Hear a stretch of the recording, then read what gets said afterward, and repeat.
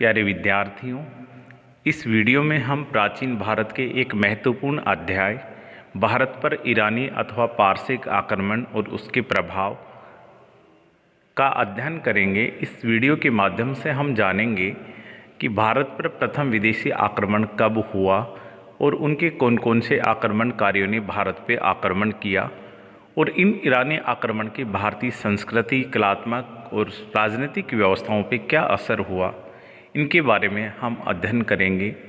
मैं Bajrang Swami, assistant professor, government college Uniyara. विद्यार्थियों, भारत पर पश्चिमोत्तर सीमाओं से समय समय पर अनेक आक्रमण हुए।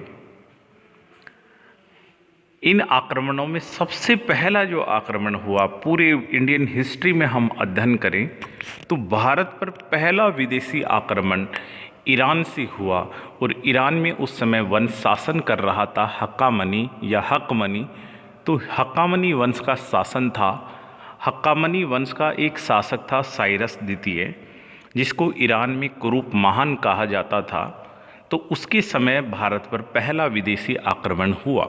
हालांकि उसका आक्रमण सफल नहीं था, लेकिन भारत पर आक्रमण करने वाला पहला व्यक्ति साइरस द्वितीय था।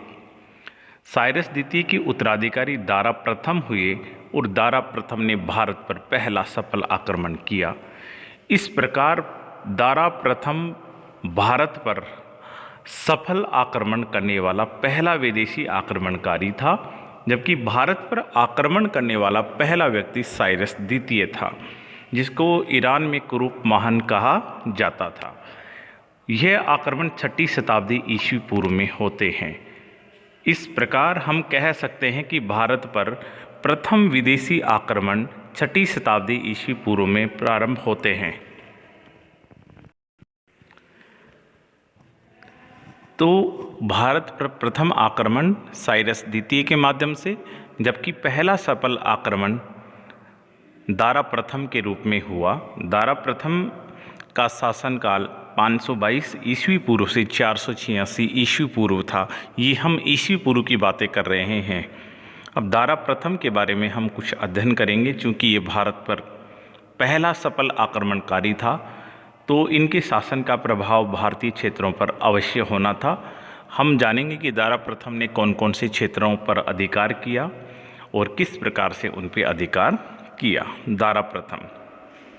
दारा प्रथम के 3 चर्चित अभिलेख हैं, बेहिस्तून, पर्सिपोलिस और नक्शे रुस्तम, फारसी भाषा में हैं। उनसे ये सिद्ध होता है कि दारा ने 516 ईस्वी पूर्व में सर्वप्रथम सिंधु नदी के पश्चिम में पंजाब एवं सिंधु के भागों पर अधिकार किया था। उनके 3 अभिलेखों से ये अवगत होता है कि उसने 516 ईस्वी पूर्व में सिंधु नदी के पश्चिम में जो पंजाब और सिंधु के प्रदेश हैं उन पे अधिकार किया था। अतः ये कहा जा सकता है कि भारत पर सफल आक्रमणकर्ता के रूप में ये प्रथम व्यक्ति था। हेरोडोटस, जो इनके कालांतर में उत्तराधिकारी के समय एक इतिहासकार था, उसने लिखा है कि अधिकृत भारतीय भूभाग ईरानी साम्राज्य का 20वां प्रांत बना। इसका मतलब दारा प्रथम के साम्राज्य में पहले से 19 राज्य थे और 20वें राज्य के रूप में पंजाब और सिंध का जो क्षेत्र है उसको शामिल किया तथा इस प्रांत से 300 टैलेंट स्वर्ण राजस्व के रूप में मिलता था। क्योंकि ये एक सिंचाई और नदी घाटी का क्षेत्र था, इसलिए इसे बड़ी मात्रा में राजस्व प्राप्त होता था। यह दारा के जितने भी क्षेत्र थे उनमें सबसे घनी आबादी वाला क्षेत्र था और राज्य का 20वां प्रांत बना था। यह सबसे घनी आबादी वाला प्रदेश था तथा दारा को उसके संपूर्ण राजस्व का 1/3 भाग अकेले इस प्रांत से प्राप्त होता था। तो कहा जा सकता है ये कितना समृद्ध क्षेत्र था कि जहां दारा के 19 राज्यों से 2/3 हिस्सा मिलता था, वहीं अकेले इस राज्य से 1/3 हिस्सा प्राप्त होता था। पंजाब के आसपास के जो कम्बोज और गांधार हैं, वे भी दारा प्रथम के अधिकार में थे। तो दारा प्रथम ने जो पंजाब है, सिंधु है, गांधार है और कम्बोज है, गांधार, इन क्षेत्रों को अपने अधिकार में लिया। दारा प्रथम सिंधु पर आक्रमण करने से पूर्व अपने नौसेना अध्यक्ष को सिंधु नदी का मार्ग खोजने के लिए भेजता है। उनके नौसेना अध्यक्ष का नाम स्काईलेक्स था। इसलिए स्काईलेक्स 517 ईस्वी पूर्व में सिंधु नदी के मार्ग की खोज में दारा प्रथम के आदेश पर आया था। हेरोडोटस ने वर्णन दिया है कि भारतीय जो सैनिकों के वस्त्र थे वो सूती वस्त्र के बने हुए थे। तो दारा प्रथम के शासनकाल की ये मुख्य घटनाएं हैं कि उसने सिंधु, पंजाब, गांधार और कंबोज के क्षेत्रों को अपने अधिकार में किया। सिंधु और पंजाब उसके राज्य का 20वां प्रांत बना और इसे 360 टैलेंट प्रतिवर्ष राजस्व के रूप में मिलता था, जो इनके राजस्व का 1/3 हिस्सा प्राप्त होता था। उसके बाद में शासक ईरानी जरक्सिस या क्षयार्स 486 BC से 465 BC ईस्वी पूर्व की बात हम कर रहे हैं। इसके समय ज़्यादा राजनीतिक गतिविधियां नहीं हुई, लेकिन इसने अपने पिता से प्राप्त साम्राज्य को अक्षुण्ण बनाए रखा। उन क्षेत्रों पर इनका अधिकार बना रहा जिन क्षेत्रों पर दारा प्रथम का अधिकार था। तो इसने अपने पैतृक साम्राज्य को कायम रखा। पर्सिपोलिस से प्राप्त अभिलेख के अनुसार इसने भारत के तीनों प्रदेशों पर अधिकार बनाए रखा, लेकिन इसके शासनकाल में कुछ धार्मिक उन्माद की घटनाएं हुई, जैसे ईरानी देवताओं की इच्छा अनुसार हिंदू मंदिरों को गिरवाकर उसने पूजा अर्चना पर रोक लगाने का आदेश दिया और रितम की पूजा करने का दबाव लगाया। दारा प्रथम के उत्तराधिकारी जेरेक्सस ने भारतीयों को अपनी सेना में भर्ती कर यूनानियों के विरुद्ध काम में लिया। इस प्रकार यह प्रथम विदेशी आक्रमणकारी था जिसने अपनी सेना में भारतीयों को शामिल किया था, और ये सैनिक मुख्य रूप से गांधार और सिंधु क्षेत्र के प्रदेश से भर्ती किए गए थे।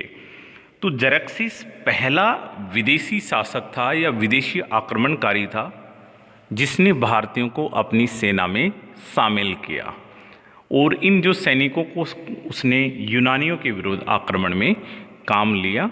तो जेरेक्सिस के समय सैनिक ईरान की सेना में शामिल किए गए और ये मुख्य रूप से सूती वस्त्र पहनते थे। अब जेरेक्सिस के उत्तराधिकारी कौन थे? जेरेक्सिस के उत्तराधिकारी अंतरजेरेक्सिस, और अंतरजेरेक्सिस के समकालीन इतिहासकार हेरोडोटस थे। इसलिए हेरोडोटस ने अंतरजेरेक्सिस से पूर्व के जो ईरानी शासक हैं उनका भी उल्लेख किया है। उसके बाद में महत्वपूर्ण शासक हुआ दारा तृतीय। दारा तृतीय यह अंतिम ईरानी सम्राट था जिसने भारत पे आक्रमण किया, लेकिन जब ये अपने पैतृक साम्राज्य के ऊपर शासन कर रहा था तो उसी समय 331 ईस्वी के आसपास ईरान के ऊपर सिकंदर का आक्रमण हुआ, और सिकंदर के साथ दारा तृतीय का आरबेला का युद्ध हुआ, जिसको एरियन ने गोगामेला का युद्ध भी कहा है। तो गोगामेला का युद्ध कह सकते हैं, आरबेला का युद्ध कह सकते हैं। इसमें दारा तृतीय सिकंदर के सामने पराजित हुआ, और इसके बाद सिकंदर भारत की ओर बढ़ता है और भारत के पश्चिमोत्तर भाग पर सिकंदर का अधिकार हो गया, और सिकंदर के अधिकार के साथ ही ईरानी साम्राज्य का जो पश्चिमोत्तर भारत पर आधिपत्य स्थापित हुआ था वो पुनः खत्म हुआ। तो एक बहुत कम समय अवधि तक पश्चिमोत्तर भारत के ऊपर ईरानी प्रभाव रहा, लेकिन यूनानी आक्रमण के कारण ये प्रभुत्व खत्म रहा। अब बात इतिहासकारों में ये आती है कि ईरानी आक्रमण से क्या बदलाव हुए भारत के अंतर्गत। चूँकि बहुत ही कम समयावधि तक पश्चिमोत्तर भारत पर इनका प्रभाव रहा, तो दीर्घकालिक रूप से कोई बड़े परिणाम दृष्टिगोचर नहीं होते। राजनीतिक व्यवस्थाओं में बहुत अधिक बदलाव नहीं हुए, लेकिन कुछ कल्चरल इफेक्ट भारतीय समाज में देखने को मिले। जो कौन कौन से हैं? ईरानी आक्रमण के प्रभाव। राजनीतिक प्रभाव देखा जाए तो राजनीतिक दृष्टि से देखा जाए तो कोई बड़ा प्रभाव नहीं पड़ा, लेकिन पश्चिमोत्तर भारत में छोटे छोटे शासक शासन कर रहे थे, और जब ईरानी आक्रमण हुए तो वे लोग आपस में संगठित होकर ईरानी लोगों का सामना नहीं करते हैं। तो एक बात उजागर हुई कि भारतीय राज्य आपस में संगठित नहीं हैं और आपस में ही लड़ते रहते हैं। तो भारतीय लोगों की ये मानसिकता जब उजागर हुई तो आक्रमणकारी लोगों का हौसले बढ़ने लगे, और इसी से कहीं ना कहीं प्रेरणा पाकर कालांतर में यूनानी शक पहलुओं ने पश्चिमोत्तर भारत के इसी रास्ते से अटैक की और हमें ये परिणाम भुगतने पड़े। सांस्कृतिक प्रभाव, ये सांस्कृतिक प्रभाव काफ़ी दृष्टिगोचर होते हैं, महत्वपूर्ण थे। कौन कौन से हैं वो देखते हैं। पश्चिमोत्तर भारत में खरोष्टी लिपि का प्रचार हुआ। खरोष्टी ईरान की एक लिपि है जिसका विकास ईरान की राजकीय लिपि आरामाइक से हुआ था। तो पश्चिमोत्तर भारत के अंतर्गत खरोष्टी लिपि का प्रचार हुआ और खरोष्टी लिपि दाएं से बाएं तरफ लिखी जाती है। खरोष्टी लिपि का विकास आरामाइक लिपि से हुआ जो ईरान की एक राजकीय लिपि थी। अशोक के कुछ अभिलेख जैसे हमें प्राप्त होते हैं मानसेरा और शाहबाजगढ़ी के, तो ये खरोष्टी लिपि में हैं और कहीं ना कहीं इनका प्रभाव निसंदेह ईरानी आक्रमण का था। द्वितीय, पश्चिमोत्तर भारत में ईरान की राजकीय लिपि आरामाइक लिपि का भी प्रचलन हुआ। इसका भी परिणाम अशोक के तक्षशिला से प्राप्त अभिलेखों से हम देख सकते हैं। तो दो महत्वपूर्ण सांस्कृतिक परिवर्तन आए। पहला, खरोष्टी लिपि का प्रचलन हुआ। द्वितीय, आरामाइक लिपि का प्रचलन हुआ। तृतीय, अभिलेख उत्कीर्ण करने की प्रथा भारत में प्रारंभ हुई। इस बात को लेकर इतिहासकारों में डिबेट है, लेकिन कहा जा सकता है कि दारा प्रथम ने ईरान के अंतर्गत बड़े बड़े अभिलेख उत्कीर्ण करवाए, तो अशोक ने भी कहीं ना कहीं उनसे प्रेरणा प्राप्त करके अभिलेख उत्कीर्ण करवाए। तो प्रत्यक्ष रूप से नहीं बल्कि अप्रत्यक्ष रूप से ईरान की शैली से अवश्य प्रभावित थे। अशोक के अभिलेख हैं, अभी अशोक के जो महल हैं उनमें दारा प्रथम का प्रभाव दृष्टिगोचर होता है। चतुर्थ, अशोक के स्तंभों का आकार घंटाकार है। इससे भी प्रदर्शित होता है कि कलात्मक या महलों की शैली में भी ईरानी प्रभाव आए। पांचवा, ईरानी क्षत्र प्रणाली का विकास हुआ जिसको कालांतर में शक और कुषाण शासकों ने प्रोत्साहित किया। ईरान में जो प्रांतों की जो व्यवस्था है शासन की, उसको क्षत्र प्रणाली कहते थे और प्रांत को क्षत्रपी कहते थे। तो भारत में क्षत्र प्रणाली ईरानियों की देन है जिसको कालांतर में शक और कुषाण शासकों ने अधिक प्रचलित किया। 6, भारत ईरान के बीच व्यापार शुरू हुआ और व्यापार का आदान प्रदान जब हुआ तो मुद्रा का भी आदान प्रदान हुआ। तो ईरान की जो मुद्राएं हैं वो भारत में प्रचलित हुई। जैसे ईरान में चांदी का सिक्का सिगलोई या सेकल्स चलता था, वो भारत में प्रचलित हुआ। इसी प्रकार ईरान में सोने का सिक्के डेरिक चलते थे, तो वह डेरिक भी भारत में प्रचलित हुई। तो ईरानी चांदी के सिगलोई और सोने के डेरिक सिक्के भारत में प्रचलित हुए। इनमें सिगलोई सिक्का अधिक प्रचलित था।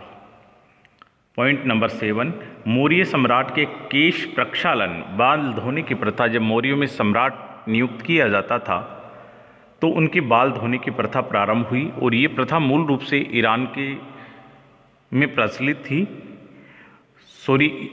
यह प्रथा जब सम्राट गद्दी धारण करता था तो उस समय केश प्रक्षालन की क्रिया की जाती थी। ऐसा ईरानी सम्राटों में होता था, तो उनसे प्रेरणा प्राप्त करके काल मौर्य शासकों में भी होने लगा। ऐसा विवरण मेगस्थनीज ने दिया है।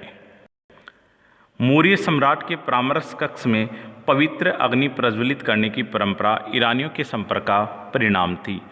तो मौर्य सम्राटों के परामर्श कक्ष में अग्नि प्रज्वलित हुई, तो ये पारसिकों की एक बड़ी देन मानी जाती है अग्नि प्रज्वलित करने की। तो इस टॉपिक में हमने ये जाना कि भारत पर प्रथम ईरानी आक्रमण कब हुए, किन किन लोगों ने किए और उनके क्या परिणाम हुए। धन्यवाद।